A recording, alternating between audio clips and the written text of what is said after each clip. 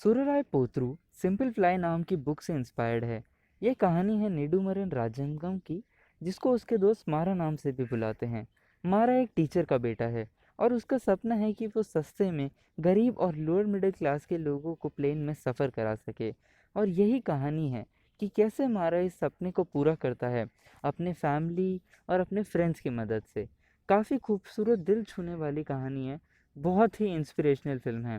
Film काफ़ी emotional भी है और बहुत ही बेहतरीन बैकग्राउंड म्यूज़िक भी है, जो आप ज़रूर एंजॉय करेंगे और ये सब इस फ़िल्म को मिलाकर एक टॉप नॉच फ़िल्म बना देते हैं।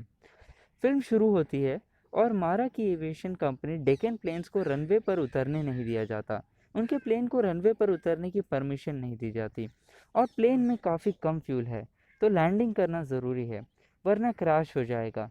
तो मारा अपने पायलट्स को एक एयरफोर्स रनवे पर लैंड होने बोल देता है, ये जानते हुए कि एयरफोर्स का प्रोटोकॉल टूटेगा और उन पे कमेटी भी बैठ सकती है। पर मारा ये सोचते हुए कि किसी की जान ना जाए, कोई एक्सीडेंट ना हो, वो प्लेन को एयरफोर्स रनवे पर लैंड होने बोल देता है। प्लेन की लैंडिंग होती है पर क्रैश लैंडिंग होती है, एक्सीडेंट हो जाता है। पर खुशनसीबी से किसी का भी मौत नहीं होती, सिर्फ इंजरीज होती हैं और उस एक्सीडेंट में सब बच जाते हैं। सीन कट होता है और अब हमें सुंदरी दिखती है, जो इस फिल्म की हीरोइन भी है, जो एक लड़के को देखने जा रही है, जो मारा ही होता है। मारा पहले शादी के लिए इनकार कर देता है, पर बाद में वो अचानक से सुंदरी के कैरेक्टर को देखकर हाँ कर देता है। वहीं सुंदरी को मारा के दोस्तों से पता चलता है मारा के सपने में के बारे में, कि वो कैसे सस्ते में लोगों को फ्लाइट्स सुविधा मुहैया कराना चाहता है, और वो भी मारा से काफ़ी इम्प्रेस्ड है। उसी रात मारा सुंदरी को अपने बारे में बताता है कि उसके फादर एक टीचर हैं, जो रूल्स और नॉन वायलेंस में मानते हैं। वही उनके गांव में इलेक्ट्रिसिटी लाए थे और अब वो अपने गांव में ट्रेन रुकवाना चाहते थे, पर उनके तरीके का कोई असर नहीं होता। पर मारा अलग सोचता है।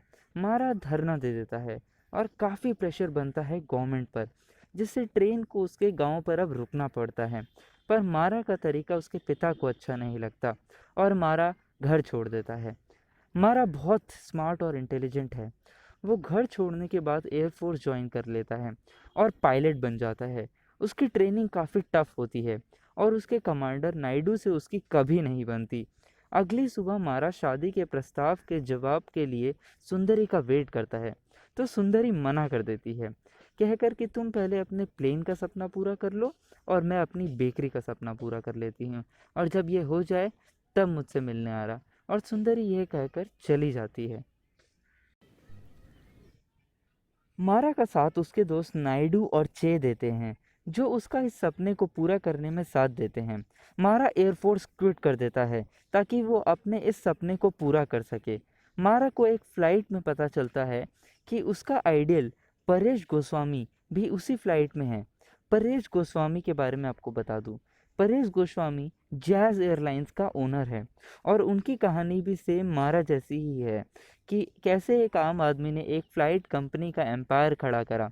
पर असलियत में परेश एक विलन है और वो भेदभाव करता है अमीर और गरीबों के बीच। उसे गरीब लोग बिल्कुल पसंद नहीं हैं। मारा फ्लाइट में परेश से मिलता है और उसे अपना आइडिया बताता है चीप एयरलाइंस का, और अपनी पूरी स्ट्रैटेजी बताता है कि कैसे ये आइडिया प्रैक्टिकली पॉसिबल है। और परेश को ये बिल्कुल गवारा नहीं होता। वो कहता है, तुम अमीर और गरीब को एक साथ बिठाना चाहते हो, और मारा को नीचा दिखाता है। मारा को वो बिजनेस क्लास से इकोनॉमी क्लास में जाने बोलता है, पर मारा मना कर देता है। तो परेश वो प्लेन ही एयरपोर्ट पर टर्न करा देता है।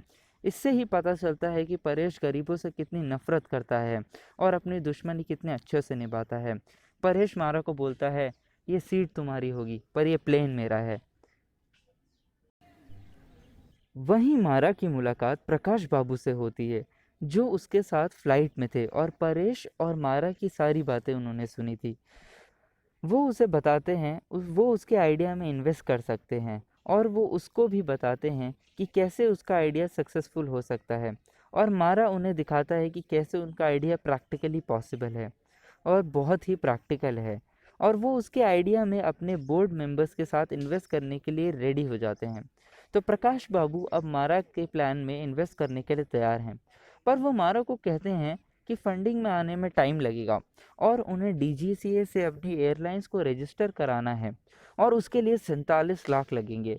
मारा अपना घर गिरवी रख देता है, पैसे जमा करता है और अब वो डीजीसीए के पास जाता है लाइसेंस अप्रूवल के लिए।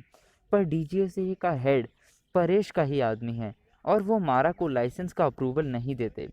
तब मारा सीधा प्रेसिडेंट अब्दुल कलाम के पास जाता है और उनको अपनी कहानी बताता है कि क्यों वो गरीबों को सस्ते में प्लेन में सफ़र करने की सुविधा मुहैया कराना चाहता है। दरअसल जब मारा एयरफोर्स में होता है तब मारा को खबर मिलती है कि उसके पिताजी अपनी अंतिम सांसें ले रहे हैं।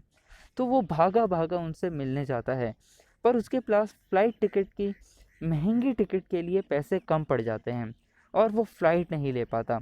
और जब तक मारा घर पहुंचता है तब तक मारे के पिताजी का अंतिम संस्कार हो जाता है। इसी कारण इसी वजह से मारा गरीबों के लिए सस्ते में फ़्लाइट की सुविधाएं मुहैया कराना चाहता है, क्योंकि मारा चाहता है मारा को जो दुख हुआ, मारा को जो दुख दर्द पहुंचा इस एयर कनेक्टिविटी के ना होने से, मारा अपने गांव के लोगों और अपने जैसे सारे गरीब लोगों को एयर कनेक्टिविटी मुहैया कराना चाहता है।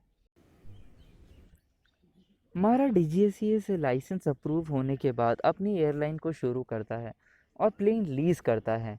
पर वापस से परेश अपने इन्फ्लुएंस से मारा के रास्ते में रुकावटें खड़ी करता है और मारा को काफ़ी नुकसान होता है। मारा भागा भागा प्रकाश बाबू अपने इन्वेस्टर के पास जाता है और उनसे पैसों के लिए मांगता है। तब प्रकाश बाबू उसे बताते हैं कि वो परेश का ही आदमी है और उसने परेश के ऑर्डर्स पर ही ये सब किया। वो कहते हैं परेश ने तुम पर सिर्फ अपने 10 मिनट लगाए और तुम इतने बड़े कर्जे में हो, तो अब से कभी भी परेश के या उसके बिजनेस के रास्ते में आने की कोशिश मत करना। दरअसल जो मारा का प्लान है गरीबों को फ्लाइट्स में सस्ते में सफ़र कराना, उससे परेश के बिजनेस को बहुत नुकसान हो सकता था और परेश का बिजनेस लॉस में जा सकता था। इसीलिए परेश ने मारा का बिजनेस को शुरू होने से पहले ही ख़त्म कर दिया।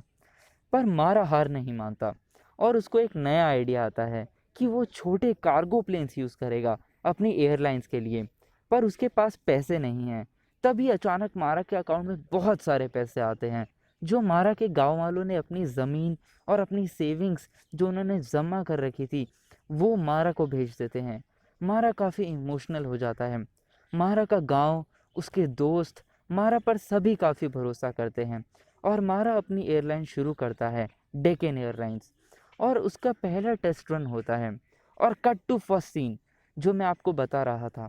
पर मारा को अपने प्लेन को एयरफोर्स रनवे पर लैंड करवाना पड़ता है ताकि किसी की जान ना जाए। और हमें यहाँ पता चलता है कि परेश के ही कहने पर मारा का प्लेन को लैंड नहीं करने दिया गया। उसके प्लेन को लैंड करने की परमिशन नहीं दी गई रनवे पर। मारा की एयरलाइंस पर एयरफोर्स की कमेटी इन्वेस्टिगेट करती है, जिसका इंचार्ज मारा का पुराना कमांडिंग ऑफिसर नायडू ही है। पर सरप्राइजिंगली नायडू मारा का साथ देता है और उन्हें एयरफोर्स से क्लीन चिट मिल जाती है। मारा इन सब से टूटता नहीं है और वो अपनी एयरलाइन शुरू करता है। पर पहले की फ़्लाइट के दौरान एक एक्सीडेंट हो जाता है प्लेन डैमेज की वजह से और प्लेन टेक ऑफ ही नहीं कर पाता। इससे मारा के डेक्कन एयरलाइंस पर सवाल उठते हैं कि सस्ते में मारा सेफ एयर ट्रैवल करा सकता है। तो लोग अब शक करने लगे हैं और साइड में हमें पता चलता है कि परेश ने मारा के एक पायलट को खरीद लिया था, जिसने फ्लाइट के टेक ऑफ से पहले प्लेन को डैमेज किया था, जिसकी वजह से एक्सीडेंट हुआ था। एक जांच होती है और मारा के डेक्कन एयरलाइंस को क्लीन चिट मिल जाती है। उन्हें असली कल्प्रिट का पता चल जाता है। पर अब पब्लिक ओपिनियन की बात है। इस हादसे के बाद क्या लोग मारा की बातों पर भरोसा करेंगे? क्या वो मारा के सपने में उसका साथ देंगे? क्या वो आगे बढ़कर एक साथ आएंगे? जिन गरीब लोगों के लिए मारा ये सब कर रहा है, क्या वो लोग उसका साथ देंगे और उसकी फ़्लाइट्स में टिकट बुक करेंगे? पर क्या वो आएंगे या मारा यही मारा का असली टेस्ट है और लोग मारा पर भरोसा दिखाते हैं और ऐसे डेक्कन एयरलाइंस की सक्सेसफुल शुरुआत होती है। क्लाइमैक्स में होता यह है कि डेक्कन एयरलाइंस 3-4 रनवे से टेक ऑफ करता है अपनी पहली फ़्लाइट्स के लिए। जिस रनवे पर मारा होता है उस एयरपोर्ट पर कोई नहीं आता। तो मारा को लगता है उस लोगों ने उस पर भरोसा नहीं किया और वो हार गया, उसका सपना कभी पूरा नहीं होगा। तभी उसका दोस्त मारा को बताता है बाकी के 2 रनवेज फुल हैं, लोग भर के आए हैं, सब ने टिकट बुक करा। यहाँ पे हुआ ये कि मारा के दोस्त ने कोई एरर कर दिया था जहाँ से टिकट बुकिंग होती है, इसीलिए जो मारा का रनवे था वहाँ की टिकट बुकिंग गलती से कैंसिल हो गई, और असलियत में बहुत सारे लोगों ने मारा पे भरोसा किया था और टिकट्स बुक करी थी। और लास्ट में हम देखते हैं कैसे गरीबों का सपना पूरा होता है और वो सस्ते में फ़्लाइट्स में सफ़र तय करते हैं। हमारा भी काफ़ी इमोशनल हो जाता है।